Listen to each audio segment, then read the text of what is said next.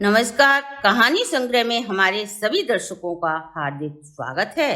दर्शकों, ये तो सभी जानते हैं कि वेदों के महाज्ञानी रावण के भय से देवता हो या मनुष्य सभी भय से कांपने लगते थे। पर दर्शकों, क्या आप जानते हो कि ऐसा कौन योद्धा था जिसके वजह से रावण भी कांपने लगता था? हम आपको ये बात बताएं इससे पहले अगर आपने हमारे चैनल को सब्सक्राइब नहीं किया तो प्लीज जल्दी से सब्सक्राइब कर लीजिए। दर्शकों, राम और रावण का युद्ध सनातन धर्म के इतिहास में अंकित है। यह केवल युद्ध ही नहीं बल्कि एक उदाहरण था भगवान की शक्ति अंश का। यह चेतावनी थी जो स्वयं को सर्वशक्तिमान समझने की भूल कर बैठते हैं। यह प्रत्युत्तर था अपने आप को सर्वशक्तिमान समझने की भूल करने वालों को। दर्शकों, इसमें सत्य और धर्म की सर्वोपरि जीत बताई है। इतना ज्ञानी और परम शिव भक्त होने पर भी अहंकार और पाप का रास्ता नहीं छोड़ा और दुर्भाग्यवश इतने ज्ञानी और पराक्रमी व्यक्ति की छवि दुनिया के सामने एक बुराई के रूप में उभर कर आई। इस बुराई का नाश करने के लिए भगवान विष्णु ने दशरथ और माता कौशल्या के यहाँ राम के रूप में जन्म लिया। और दर्शकों, ये तो आप सभी जानते हैं कि रावण जैसे शक्तिशाली को केवल राम ही परास्त कर सकते थे। केवल राम से पूर्व भी रावण को 4 लोगों ने पराजित किया था। आइए हम आज इसी कड़ी में हम आपको जाकर सारे रहस्य के विषय में समझाएंगे। भगवान राम के अलावा वे कौन 4 लोग थे जिन्होंने रावण को परास्त कर दिया था? इसमें पहला व्यक्ति था बाली। बाली देवराज इंद्र का पुत्र और किष्किंधा का राजा था। उसके संबंध में एक बात प्रसिद्ध थी कि बाली को वरदान था कि वह जिस किसी भी व्यक्ति से युद्ध करेगा उस व्यक्ति की आदि शक्ति उसमें समा जाएगी। बाली ने अपने सगे भाई सुग्रीव की पत्नी पर अपना अधिकार कर सुग्रीव को राज्य से बाहर निकाल दिया था। इसलिए भगवान राम ने सुग्रीव को बाली से युद्ध करने के लिए कहा और इस युद्ध में भगवान राम ने अधर्मी बाली का वध कर सुग्रीव को किष्किंधा का राजा बना दिया और बाली के पुत्र अंगद को उत्तराधिकारी। जब रावण ने बाली के विषय में सुना तो उससे युद्ध करने का निश्चय कर निकल पड़ा। बाली बहुत शक्तिशाली था और उसकी गति बहुत तेज थी।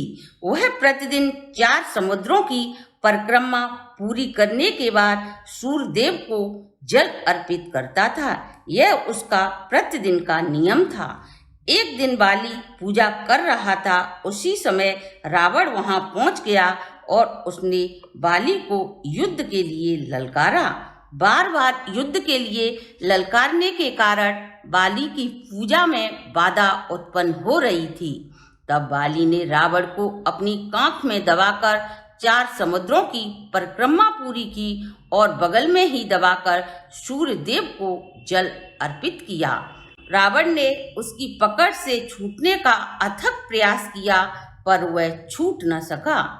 पूजा के बाद बाली ने जब रावण को अपनी पकड़ से मुक्त किया तब रावण ने समर्पण कर बाली से मित्रता कर ली। दूसरा वह व्यक्ति थे भगवान शिव।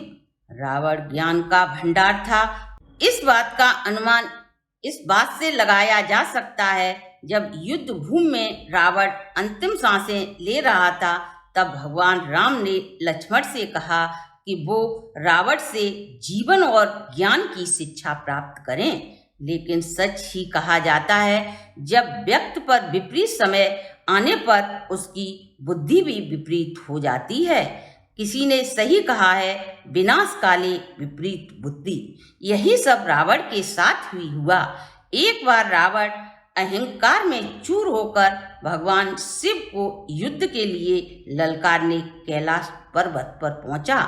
उस समय भोलेनाथ समाधि में लीन थे।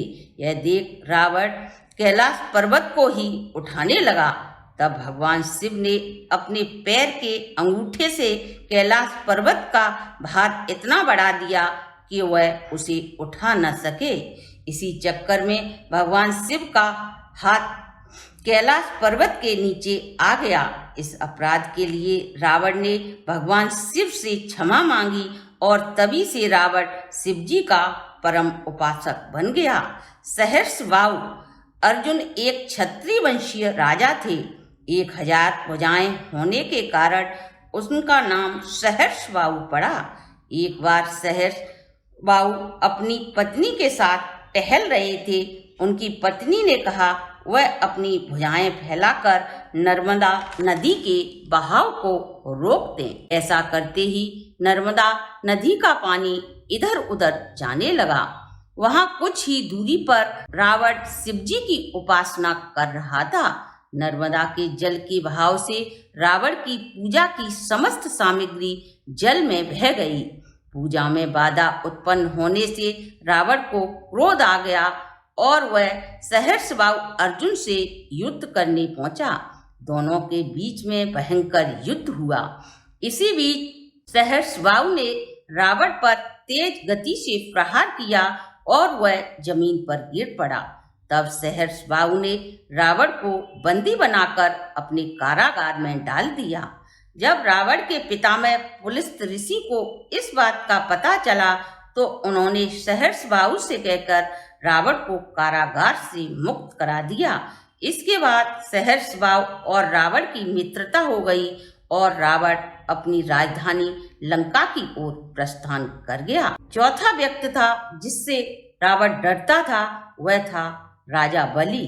राजा बलि पाताल लोक के राजा थे। दर्शकों, यह वही राजा बलि थे जिसने भगवान विष्णु ने वामन का अवतार लेकर 3 पग भूमि दान में मांगकर तीनों लोक नाप लिए थे। तब दैत्य गुरु शुक्राचार्य ने बलि को बहुत समझाया था कि ये श्री हरि विष्णु हैं, 3 पग में सब कुछ ले लेंगे। तब बलि बोला, जिन भगवान के लिए लोग जब तप हवन यज्ञ करते हैं वही भगवान मेरे सामने याचक बनकर खड़े हैं, मैं कैसे मना कर दूं। फिर वही हुआ जो शुक्राचार्य ने कहा था। 52 भगवान ने 2 पग में ही पृथ्वी आकाश सभी को नाप लिया। तब बलि से बोले, मैं अपना तीसरा पैर कहाँ रखूं। यह सुनते ही बलि जमीन पर लेट गया। प्रभु तीसरा पैर उसके सिर पर रखा, क्योंकि अब दान में देने के लिए उसके पास कुछ भी शेष नहीं रहा था। इस प्रकार बलि का अभिमान चूर चूर हो गया। भगवान ने प्रसन्न होकर उसे पाताल लोक का स्वामी बना दिया। दर्शकों, अब हम बात करते हैं बल और रावण के युद्ध की।